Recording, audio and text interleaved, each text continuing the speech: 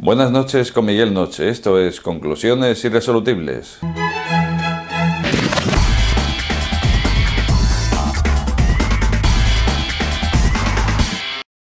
Bueno, pues el otro día repasaba los comentarios y vi una petición.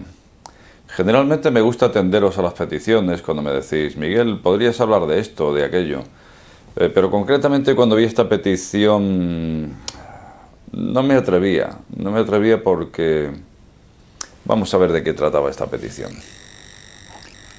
La hace el Lagartex Full, parece el nombre de un jabón para la ropa. Bueno, pues, y la hace en el vídeo de ganar dinero. Dice así, ¿podría subir un vídeo explicando cómo fue el proceso ese de la burbuja inmobiliaria que al final explotó y trajo como consecuencia esta crisis? A mí me encantaría ver un vídeo relacionado con eso porque nunca he llegado a entender del todo en qué consistió todo eso. Quizá porque en esa época yo era un niño, ahora tengo 21 años. Creo que sería un éxito. Un saludo. Bueno, pues en principio cuando me dicen esto, que si pudiera yo explicar lo de la burbuja inmobiliaria, la relación de esta con la crisis, se trata de un tema meramente económico. Y no soy economista, como sabéis, pues yo pasaba por aquí, bueno, y hago este humilde espacio de conclusiones irresolubles. Pero no, ni soy economista ni nada parecido. Entonces directamente lo descarté. Pero luego al final del comentario decía eso, decía, tengo 21 años y no lo viví, ¿no? Entonces es por lo que él no lo relaciona.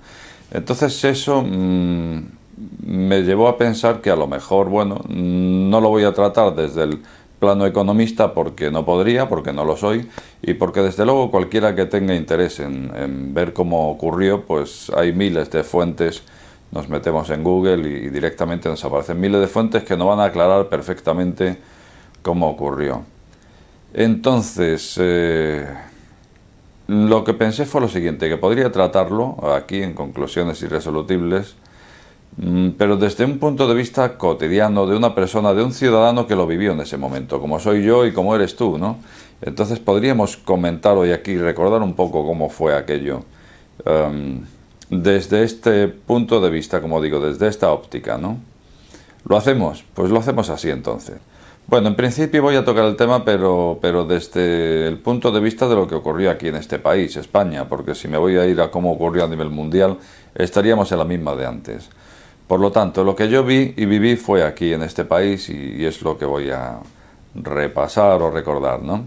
Bueno, pues en principio estábamos acostumbrados en los años 70, 80, 90 a ver cómo tú tenías un trabajo, tenías unos ingresos y entonces te comprabas un coche, más adelante te comprabas un piso y si no podías, pues bueno, a lo mejor cuando tenías pareja ya entre dos personas era otra cosa y ya sí te atrevías a meterte en un piso.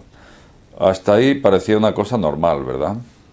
De hecho es que se trata de un derecho reflejado en la Constitución, artículo 47.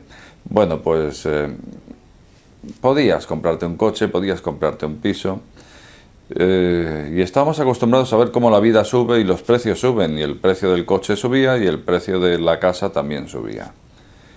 Y esto parece que siempre va a ser así, porque obviamente lo normal es que sea así, ¿no? Ligado al IPC, pues todo va subiendo. Pero, ¿qué ocurre si cogemos a un valor cualquiera?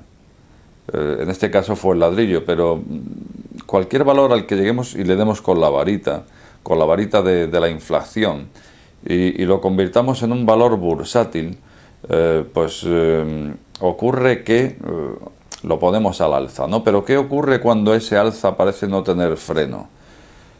Pues puede ocurrir que ese valor llega a un precio sobretasado o por encima de su valor real. Cuando esto ocurre, ese valor está inflado y esa inflación convierte a todo esto en una burbuja en torno al valor que nos ocupa, ¿no? En este caso el ladrillo, pues burbuja inmobiliaria. O sea que a fin de cuentas todo valor o toda cosa que conozcamos, sí, la más ridícula, en cuanto fuera valiosa podría entrar en burbuja. De hecho, si miramos, por ejemplo, el tema de los tulipanes en Holanda, bueno, pues por allá por el siglo XVII creo que fue, en 1600 y algo, Pues lo mismo ocurrió con los tulipanes, una cosa que aparentemente no tiene valor porque es una florecilla, pero se pusieron de moda porque los utilizaban en los jardines de la gente rica, una cosa de estas. Y al final se dispararon, cada tulipán llegó a valer muchísimo dinero, de forma que se convirtió en un valor de especulación. Pues la misma historia. Mientras duró, se enriqueció mucha gente, se especuló con el tulipán, se entró en burbuja, lógicamente, porque un tulipán vale lo que vale una florecilla, y aquello se subió por las nubes, y lo mismo, la misma canción. Se reventó la burbuja y se entró en una crisis.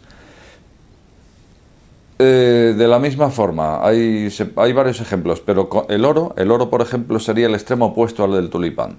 Digamos que el tulipán, cogemos una cosa que aparentemente tiene un valor ínfimo, y porque le tocamos con la varita de la moda, lo ponemos en burbuja. Bueno, pues podría ocurrir hasta con el caso contrario, que sería el oro. El oro es, cuando pensamos en un valor estable, pensamos en el oro.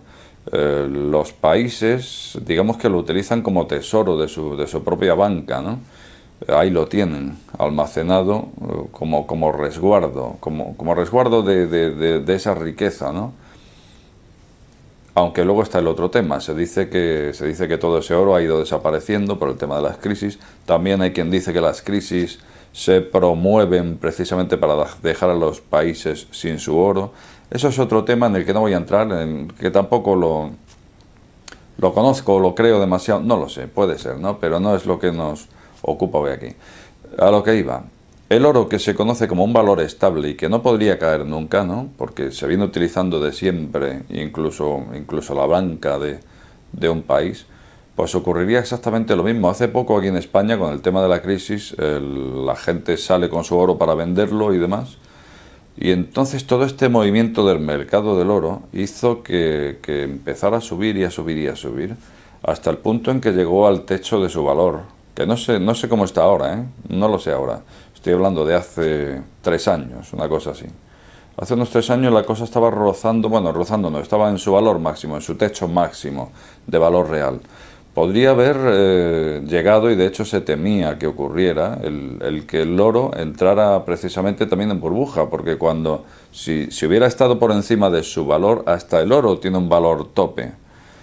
Por encima de su valor, pues podría haber ocurrido eso, podría haber ocurrido que entrara en burbuja, que esa burbuja con el tiempo acabe estallando, y entonces el oro se devaluaría hasta el punto de no tener valor, como cualquier otra cosa.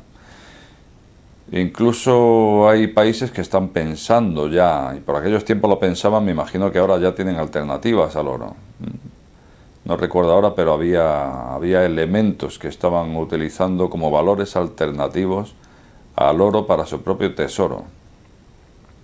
Lo cual quiere decir que cualquier cosa, elemento, es susceptible de entrar en burbuja. Bueno, pues esto fue lo que ocurrió con el ladrillo, pues allá a finales de los 90. ¿Qué ocurrió? Pues ocurrió lo de siempre, ocurrió que parecía que esto nunca puede bajar, los pisos no pueden bajar nunca, esto es una cosa que... Eso lo oía siempre, llevamos toda la vida oyéndolo, ¿no? El valor de un piso, tú te compras un piso y resulta que bueno, pues me costó tanto y ahora vale tanto más X más tanto, ¿no? Bueno, por decirlo así. Parecía que nunca podía bajar. ¿Y entonces qué pasó a finales de los 90? Pues pasó que en España cambiamos de moneda. Y entró el euro, el famoso euro que nos ha traído tantas alegrías, ¿verdad? Bueno, pues el famoso euro entró. ¿Y qué ocurre cuando se cambia de moneda? Pues ocurre que lo que tienes en pesetas se convierte en euros. Lo que tienes declarado. Pero ¿qué ocurre con el dinero B, del cual hay tanto? Pues ocurre que hay que blanquearlo, porque si no lo lavas, te quedas sin él. Entonces, ¿qué compro? ¿Qué compro y que me mantenga su valor y a ser posible incluso que se revalorice? Bueno, pues en ese momento se especuló con los bienes inmuebles. Y resulta que funcionaron. Compraba un piso y, joder, si resulta que lo he hecho para lavar, pero resulta que he ganado dinero encima.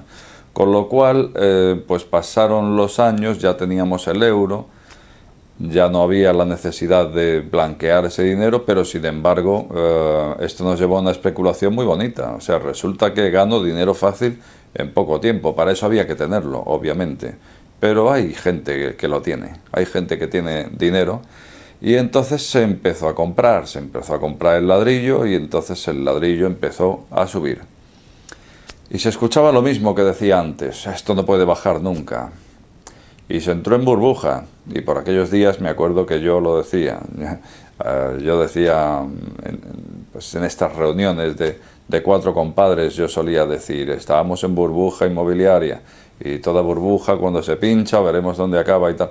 Pues no te creas que la gente seguía teniendo aquella actitud, no, no se veía, no se llegaba a creer que pudiera ocurrir, ¿no? Es que cómo va a bajar la vivienda? Era lo que más habitualmente escuchabas, era esa frase: ¿cómo va a bajar la vivienda?